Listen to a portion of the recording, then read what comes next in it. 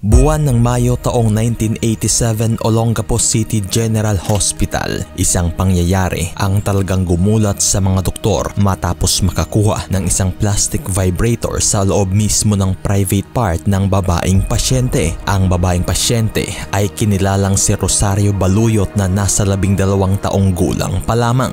Ang vibrator na natagpuan sa loob ng pribadong parte ni Rosario ay napag-alamang halos 7 buwan na palang naiwan sa loob, kung saan naging sanhi na ito sa unti-unting paglaki ng kanyang tiyan, pamamaga ng pribadong parte at ang mismong pagdurugo. Sa naturang investigasyon, napag-alamang ang batang si Rosario pala ay dumanas ng pangmomolestya sa kamay ng isang foreigner, kung saan isa ito sa naging dahilan kung bakit may naiwang vibrator sa loob ng kanyang mismong ari. Bagay na mas masaklap kung saan kaagad ring pumanaw si Rosario ilang oras lamang matapos ang operasyon, na ayon pat resulta sa samot-saring infection sa kanyang katawan dulot ng naiwang vibrator sa loob ng kanyang pribadong parte. Ngunit sa naturang paglilitis ng kaso, tila ba naging gunggong ang mismong batas ng Pilipinas matapos maakwit lamang ang dayuhang suspect at pedophile na si Heinrich Stefan Ritter, kung saan pinagmulta lamang ito ng 30,000 pesos at pinadeport pabalik ng Austria. Kaya ngayon ay tatalakayin natin ang kabuuhang kwento sa masaklap na sinapit ni Rosario Baluyot, kung saan tila nauwi na lamang sa barya ang halaga ng buhay ng batang pinagsamantalaan ng dayuhang abusado.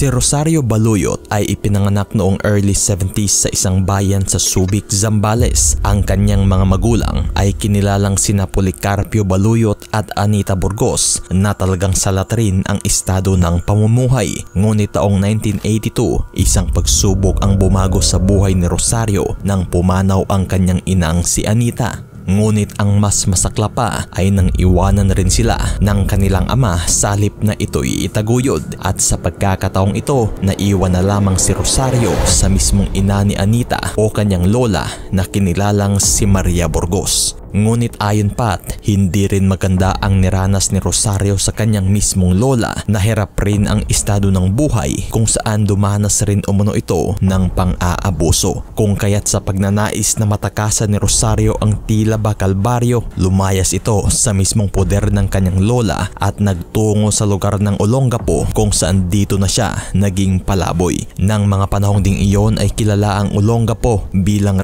district o binansagang Sin City ng Pinas, kung saan talamak ang mga illegal nightclubs, at isa sa mga pangunahing customer ng naturang kalakaran ay ang mga dayuhang nagtatrabaho sa Subic Bay na nooy base militar ng mga dayuhang Amerikano. At nang dahil nga naging palaboy na ang batang si Rosario sa lansangan ng Olongapo, hindi na rin naiwasan ang maimpluwensya siya sa nakagisnan niyang uri ng pamumuhay.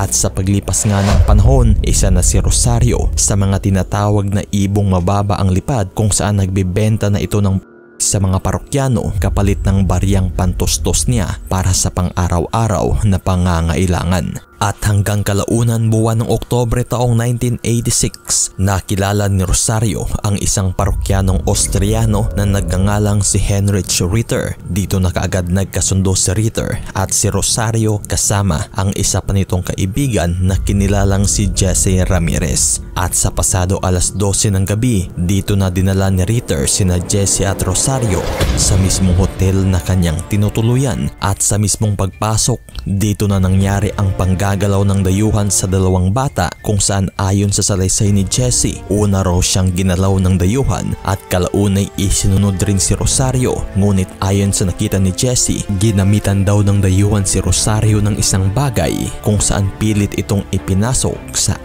ni Rosario. Ngunit ayon kay Jesse, ito na lamang umano ang huli niyang nakita sa kadahilanang kaagad rin itong nakaidlip. At sa paglipas ng ilang oras ayon kay Jessie, ginising na lamang umano siya ng dayuhan at kaagad silang binayaran ng halagang 300 pesos at saka dinispat sa palabas ng hotel. Ngunit sa mismong pagbaba ng dalawang magkaibigan, kaagad nang ikinuwento ni Rosario ang ginawa ni Ritter sa kanya kung saan may iniwan raw itong bagay sa loob ng kanyang mismong. Ngunit sa pagkakataong ito, tila wala na ring magawa ang dalawa kung saan nakaalis na ang parokyanong dayuhan. Kung kaya't sa mga puntong iyon, tuloy na lamang naghiwalay landas ang magkaibigan. At nang kinabukasan sa muling pagkikita ng dalawa, kaagad na kinamusta ni Jessie ang kalagayan ni Rosario ukol sa bagay na iwan sa loob ng kanyang. Dito na kaagad inamin ni Rosario na hindi pa rin umano natatanggal ang nasasabing bagay sa loob at madalas na rin umano siyang nakakaramdam ng pananakit ng tiyan. Ngunit ang pagkikitang iyon ng magkaibigan ay siyang huling beses na rin pala. Ito'y matapos tuluyan ng kinuha si Jessie ng kanyang mga pamilya upang ito'y makapagpatuloy ng pag-aaral. Bagay na mula nga sa mga puntong iyon ay wala na ring nakuhang balita pa si Jessie ukol sa kung ano na nga ang nangyari at kalagayan ng kanyang kaibigang si Rosario. At nang makalipas ang 7 buwan, May 14, 1987, Magsaysay Drive, Olongapo City sa tapat ng isang panaderya, bumungad na lamang ang isang batang nakadapa kung saan wala na itong malay, duguan at may masangsang na amoy. Ngunit sa mga puntong iyon, wala ni Nino mang nagtangkang lumapit para tulungan ang naturang biktima hanggang sa may isang personaheng lumapit at nagkusang loob na tumulong sa bata kung saan kinilala itong si Gaspar Alcantara na isang basurero sa naturang lugar. Kung kaya't dito na kaagad dinala ni Gaspar ang batang babae sa Olongapo General City Hospital na sa mga puntong iyon ay si Gaspar na rin ang sumulat sa naturang personal information ng bata kung saan nakilala ang pasyente na si Rosario Baluyot na nakatira sa Nagbakulao Lower Calaklan, Olongapo City at nasa 12 taong gulang pa lamang. Ngunit nang iniwan na ni Gaspar ang bata matapos itong maisugod sa ospital, ayon sa record ay wala ni kahit isang kamag-anak ang dumaalaw sa pasyente. Ngunit mabuti na lamang kung saan sa mga panahon ding iyon ay may mga misyonaryong dumalaw sa ospital kung saan nabaling ang kanilang atensyon kay Rosario na nasa malubhang kalagayan.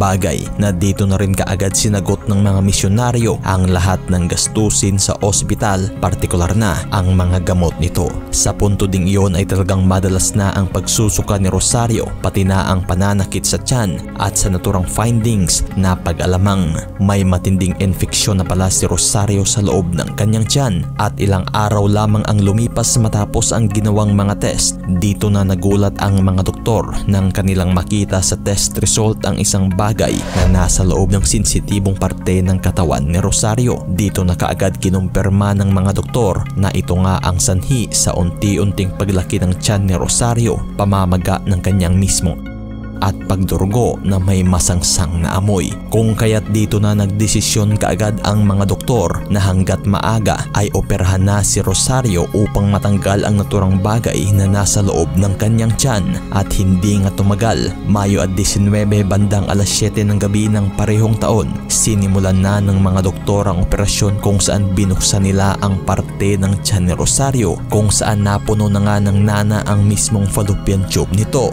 Apektado na rin ang iba't ibang organs ni Rosario sa katawan, kagaya na lamang ng atay, kidney, gallbladder at iba pa, kung saan mayroon na rin itong septicemia na nangangahulugang nalaso na ang dugo ni Rosario dahil sa matinding bakterya.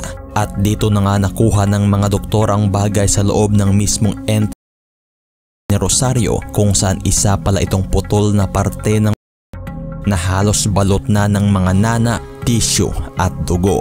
Ngunit matagumpay mang nakuha ng mga doktor ang naiwang bagay sa loob ng sensitibong parte ni Rosario, tila huli na ang lahat ng kinaumagahan. Bandang alas 2 ng hapon ay pumanaw rin si Rosario. At nang dahil nga ay wala ni isang kamag-anak ang dumalaw sa pasyente nang ito'y nasa ospital, minabuti na lamang ng mga misyonaryong tumulong kay Rosario na tuntunin ang taong naghatid sa kanya sa ospital na si Gaspar Alcantara. Alcantara at nang matuntunan nila si Gaspar, kaagad rin nitong itinuro ang naturang address kung saan makikita ang mismong lola ni Rosario na si Maria Burgos. At matapos ipinaabot ang balita ukol sa pagpanaw ni Rosario, kaagad ring sinagot nito ang pagpapalibing sa kanyang mismong apo. At nang tuluyan ng mahatid sa huling hantungan si Rosario, dito na isinagawa ang masusing investigasyon ukol sa kung sino nga ba ang suspect sa pangyayari. Kung kaya't kaagad bumuo ng isang investigation team ang Olongapo Police upang hahawak sa kaso ni Rosario. Bagay na kaagad ngang tinungo ng kapulisan ang mismong kalye kung saan madalas tinatambayan ng biktima. Bagay na dito na rin sila nakakuha ng impormasyon patungkol sa sinasabing kaibigan ni Rosario na si Jesse Ramirez, at sa mismong pag-imbestiga napag-alaman ng pulisya base sa naging salaysay ng kanilang witness na si Jesse na isang dayuhang parokyano pala ang nag-iwan ng naturang bagay sa loob ng ni Rosario, kung kaya't dito na inilarawan ni Jesse ang hitsura ng suspect na iginuhit ng cartographer. At nang kalaunan nga'y isang intel report ang nakuha ng mga kapulisan kung saan madalas pa rin umanong target ng sinasabing suspect ang mga kabataang minor de edad. At kalaunan nga'y September 25 bandang alas 12 ng gabi sa mismong kanto ng MH del Pilar Street, isang dayuhan ang bumaba sa kotse kung saan hinintuan nito ang mga batang undercover ng kapulisan na sina Jesse at isa pa nitong kaibigan. At nang dahil nga hawig ang dayuhang ito sa naturang hawak na cartographic sketch ng kapulisan at positibo ring kinilala ni Jesse, kaagad na itong dinakip ng mga otoridad kung saan dito na napag-alamang isa palang doktor ang suspect na kinilalang si Dr. Heinrich Stefan Ritter na isang Austrian national. At nang dahil nga tuluyan ng nasa kustodiya ng mga otoridad ang tinuturong suspect sa pang-aabuso, kaagad na itong linitis sa husgado kung saan umabot lamang ng humigit kumulang 2 taon mula ng binawian ng buhay si Rosario ay matagumpay na ngang naipanalo ng kampo ni Rosario ang kaso kung saan napatunayang guilty beyond reasonable doubt si Heinrich Stefan Ritter at pinatawan ng habang buhay na pagkabilanggo o reklusyon perpetua sa kasong na ipinagbabayad rin ng damyos sa pamilya ng biktima ng halagang 60,000 pesos. Ngunit sa pag-aakalang tuluyan na ngang makamit ng biktima ang katarungan, tila ba biglang umiba ang ihip ng hangin nang muling umapila ang kampo ni Ritter ukol sa di umano makatarungang pagpapakulong sa suspect ng kaso. Isa sa mga naging apela ng kampo ni Ritter sa korte ay ang umano'y mistaken identity kung saan inilarawan ng testigong si Jesse na ang suspect ay isang Amerikanong dayuhan, ngunit si Ritter umano ay isa namang Austriano. Ayon din ng kampo ni Ritter na wala rin umanong pamimilit na nangyari nang dahil binayaran pa mismo ni Ritter si Rosario kapalit ng Ayon din na nasa edad 13 na si Rosario nang ito'y galawin ng suspect kung saan wala din umanong pamimilit o bagay na nung panahong nangyari kasi ang krimen ay nasa edad 12 ang age consent sa Pilipinas, na ibig sabihin lamang na kahit pat makikip sa batang may edad na 12 ay hindi ito bawal hanggat alam nyo pareho ang inyong ginagawa at walang pamimilit o pang-aabuso.